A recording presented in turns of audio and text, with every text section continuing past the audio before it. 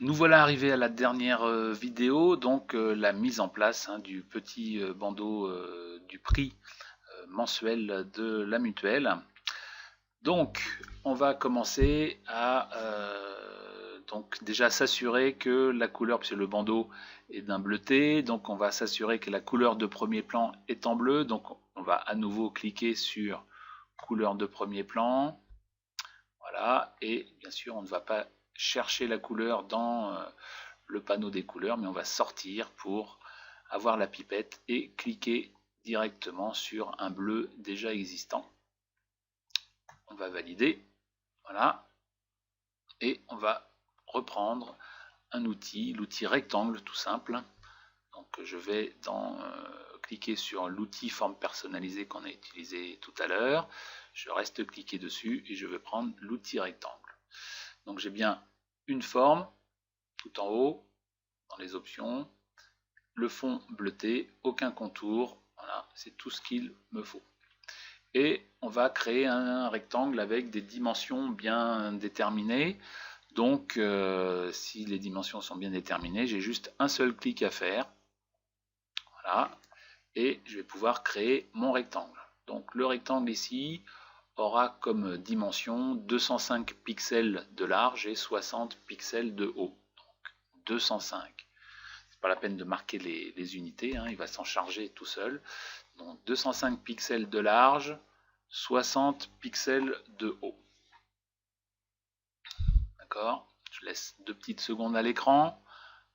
Donc 60 pixels de haut, 205 de large.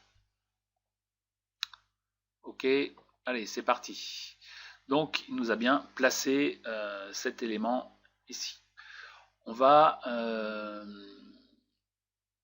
créer donc, pour faire l'effet sali, on va créer donc un masque de fusion. Donc, vous vous en souvenez, le masque de fusion, on le retrouve ici tout en bas. C'est le petit rectangle noir avec un rond blanc à l'intérieur. Donc on clique juste une seule fois. Si vous cliquez deux fois, vous allez avoir un masque vectoriel qui va s'afficher. Donc c'est pas le bon. Donc on clique juste une seule fois. On a bien notre masque de fusion qui s'est affiché. Il faut qu'il reste actif, donc qu'il ait tout autour de lui les petits coins qui sont renforcés. Et je vais donc regarder, puisque je vais rajouter des éléments, je vous rappelle, sur le fond blanc qui fait que tout est affiché. Si je rajoute des éléments, ils seront un petit peu plus sombres, donc plus noirs, pour donc faire que les pixels qui seront ici marqués de noir ne soient plus ou moins visibles. Eh bien, donc je vais demander à ce que ici en couleur de premier plan, en bas à gauche, eh bien ça soit du noir qui soit actif. Donc je vais utiliser la permutation des couleurs pour que le noir soit en premier plan. D'accord? Donc je vais rajouter des petits points noirs ici sur le masque de fusion qui vont faire que les pixels présents sur ce calque-là vont un petit peu disparaître. Voilà. Donc, je vais utiliser un outil qu'on n'a pas encore utilisé. Là, cette fois-ci, c'est pour de bon cet outil-là. Donc, l'outil pinceau. Donc, si je clique sur l'outil pinceau, je l'active ici. Et dans ses propriétés, je vais aller chercher un élément qui va être... Alors, attendez, peut-être que vous êtes... non, c'est pas en texte seul. Peut-être que vous avez juste des petites vignettes comme ça. Je sais plus ce que c'est grand. Je vais réinitialiser les formes comme ça. Oui, non, non. Ouais, ça doit être de ce style-là. Ok. Et donc on va chercher dans toutes les formes quelque chose qui s'appelle il faut que je le retrouve, qui s'appelle ici projection de forme d'éponge. D'accord. Donc si jamais vous n'arrivez pas à le trouver facilement, si vous allez dans la petite roue crantée, on peut demander à avoir le texte seul. D'accord. Et là, on peut retrouver assez facilement, j'espère, projection, voilà, de forme d'éponge. Ici, projection de forme d'éponge. Je vous remets un petit peu les vignettes que ça peut représenter. Petite vignette, voilà. C'est cette vignette-là avec 90 en épaisseur par défaut. D'accord? Donc c'est ce que l'on sélectionne. Projection, forme d'éponge, et il y a un 90 qui veut dire donc l'épaisseur ou la grandeur de la forme par défaut. C'est-à-dire que si je sors ici, vous voyez, la forme elle fait 90 pixels. Donc ce 90 pixels là, je vais le changer, je vais lui mettre par exemple 70 pixels, je vais le diminuer un petit peu. Voilà, 70 pixels. On retrouve avec quelque chose d'un petit peu plus petit.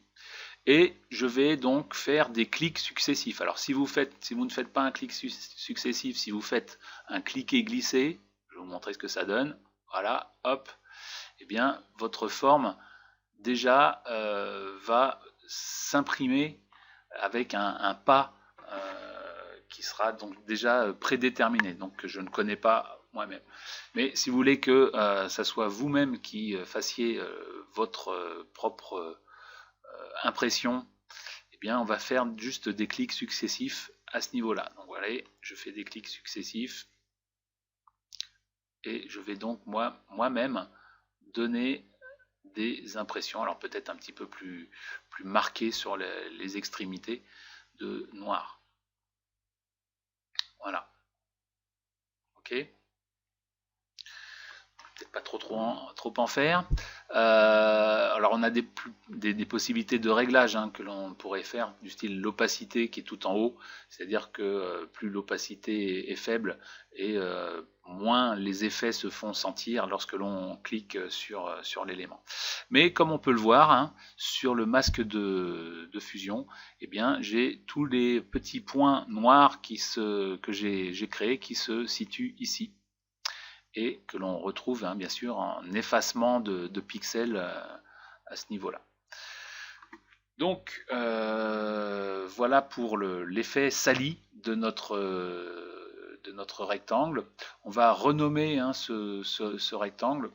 Je vais faire donc juste un double clic dans le nom du calque et je vais l'appeler fond prix. Voilà, fond prix. Je valide.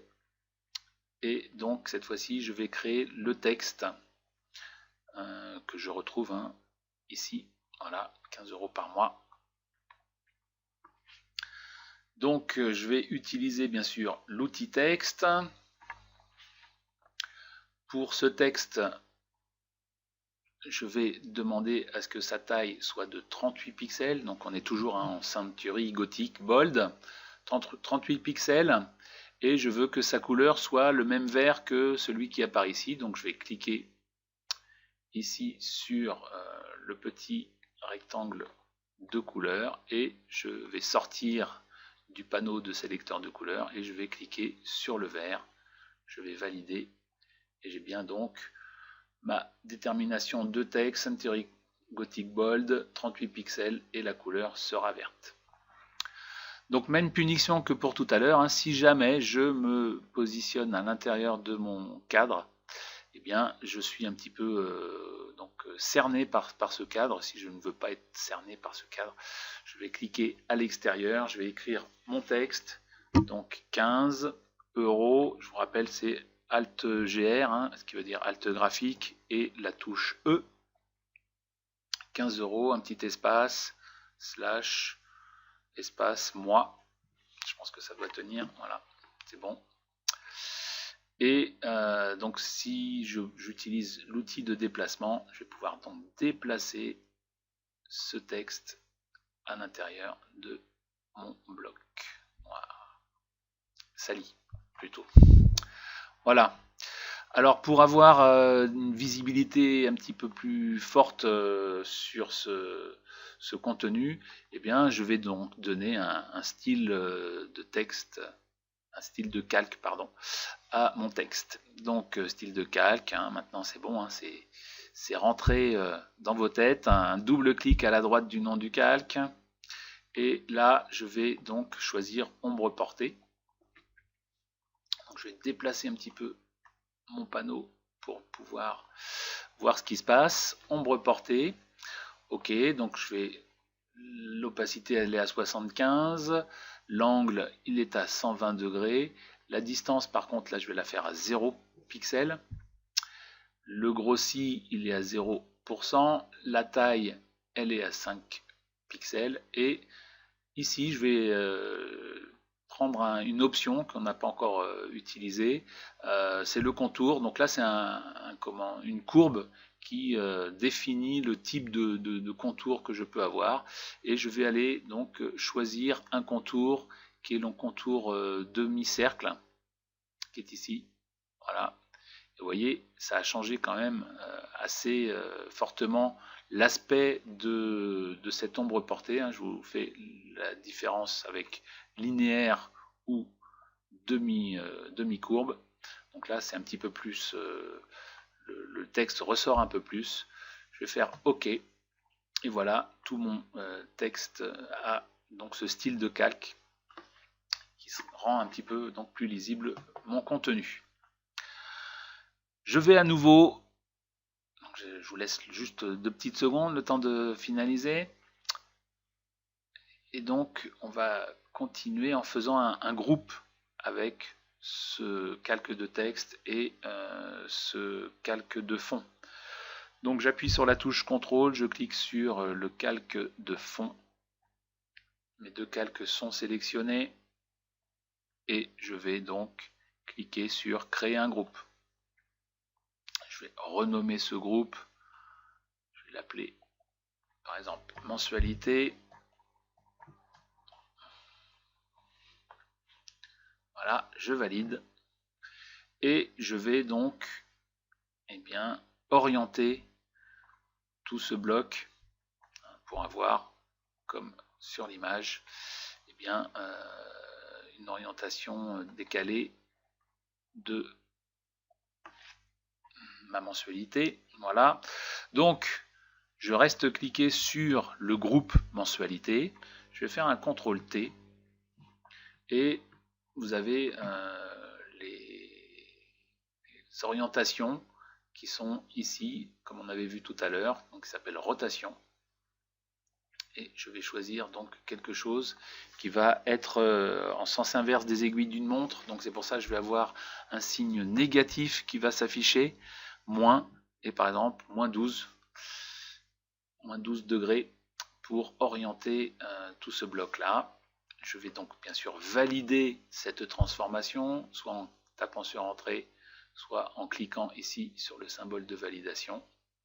Je vais juste refermer la fenêtre des propriétés, et en utilisant l'outil de déplacement, je vais pouvoir donc positionner cet élément sur ma composition.